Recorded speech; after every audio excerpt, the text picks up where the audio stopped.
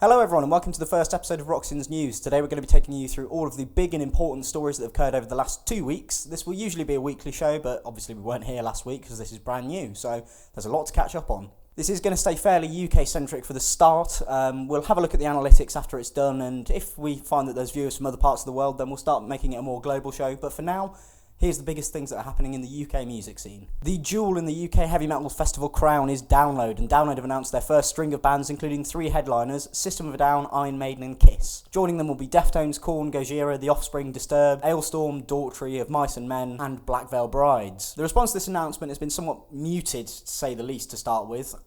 People are accusing Download of recycling bands, and it's not an unfair assessment, as Daughtry, the only act so far announced that haven't played Download before. However, what we do have is some stalwarts of the scene. Iron Maiden always know how to bring a good show. Whether it will be Legacy of the Beast or a new album, who's to say? We'll have to see what happens there.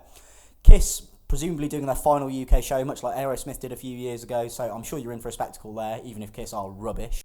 System of a Down is a bit of a sticking point, as they've headlined the festival 3 times before and allegedly been rather rubbish at all 3, so who knows if they're just there to pick up the check, or maybe they'll actually pull it out of the bag and play a real killer set. If you'd like to hear more in-depth thoughts about the lineup and what it says about the health of the UK scene, you can check out our podcast. Also announced this week was Bloodstock Festival, with its first headliner, Devin Townsend. Now this is especially exciting as it's Devin's first time headlining a UK festival, so you can only assume that he's going to pull something really special out of the bag. I have heard rumours of what it might be, but I'm not going to spoil them here. You'll just have to go along and find out, but rest assured it'll be worth your time. Joining Devon will be Violence, doing their UK debut and exclusive show for the year, Sacred Reich, Skindred, The Black Dahlia Murder, Butcher Babies, Dark Tranquillity, Glory Hammer and Ginger. All of these bands are pretty fresh and exciting for the most part, especially Ginger, who seem to be on a hell of a run of form. They're getting a lot of good press from pretty much all over the globe at the moment. And if they can get a main stage slot, then they might just be able to prove themselves as the next step in heavy music. And finally, there's an announcement from Slam Dunk of the first 10 bands, including headliner Don Broco. Joining Broco will be State Champs, The Wonder Years, Mayday Parade, Motion City Soundtrack, 4 Year Strong, Knuckle Puck, Ice Nine Kills, Bayside, Hands Like Houses, and Issues.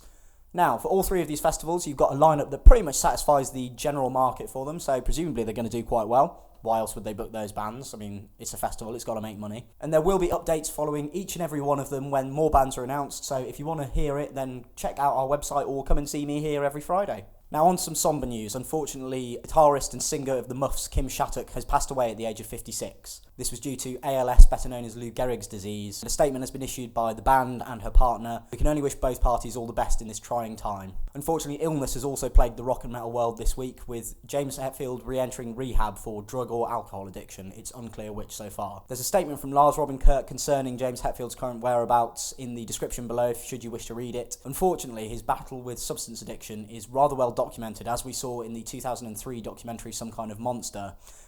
We here at Roxins can only wish James Hetfield all the best. He is a legend in his own right, and we only hope that he gets better soon. Last bit of bad news to get out of the way. Unfortunately, Black Peaks have had to cancel their entire UK and European tour due to Will Gardner's ill health. Early this year, Gardner contracted sepsis and unfortunately has had to undergo emergency surgery.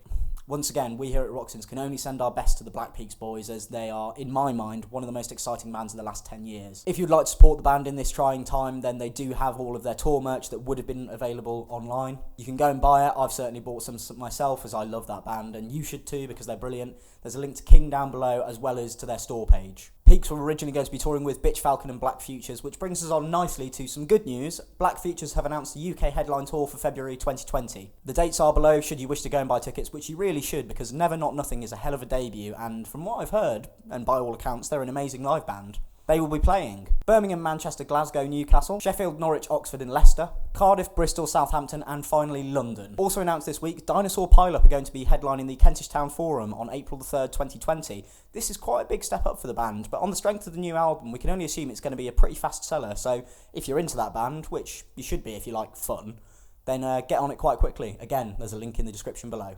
And finally, perhaps the biggest and most enigmatic gig news of the week, Fugitives from Heaven, better known as Creeper, have announced a gig at London's 229 Club on November the 1st. At the time of recording, it's close to selling out, and the likelihood is that it will, so if you're watching this, sorry, you've probably missed out. But we can only assume that Creeper will be back with a second album fairly soon, and there will be more headline tour dates to follow. Now on song and album news, the Heartaches have released a new song, Wasteland. Hell Yeah honour Vinnie Paul in their video for Sky and Water. Wolf are set to release Feed the Machine in 2020. Haggard Cat's second album, Common Sense Holiday, will be coming out on March 13th, 2020, and I'm very excited for that. Paintree have released a video for their single No Joke. Ablaze announced a new album, Chaser, and a UK headline tour for November 2019. Currently the supports are unannounced, but we'll let you know as soon as they are. Apocalyptica return with Ashes of the Modern World from new album Cello. Seeing what they did there. That will be available on January 10th. And Alterbridge released Dying Light, the final song from Walk the Sky, their new album out on October 18th. If you'd like to know our thoughts on that, there will be a review coming a bit closer to the album's release date. So keep your eyes peeled on Roxins.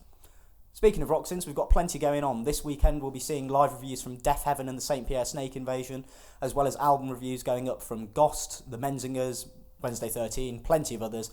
I'm sure there's a lot you've missed over the last 2 weeks because we've been pumping out content pretty thick and fast. If you'd like a bit more of a deep dive into some of the stuff we've been doing, then we now have our own podcast. It's a monthly show in which Simon and Greg, our two esteemed members of staff, tackle 2 big albums of the month and then 1 big topic.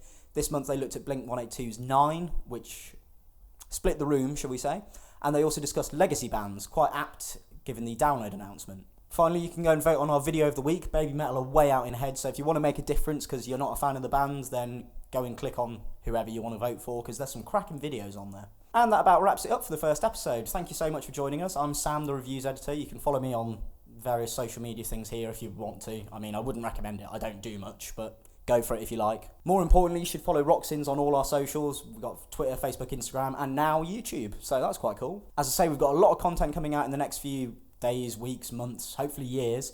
So follow us on socials so you can get all of that contenty goodness.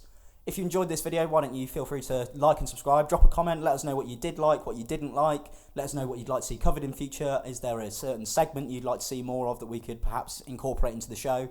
Because I'm all ears and I think new ideas are always good. Thanks very much for watching and we will see you next week.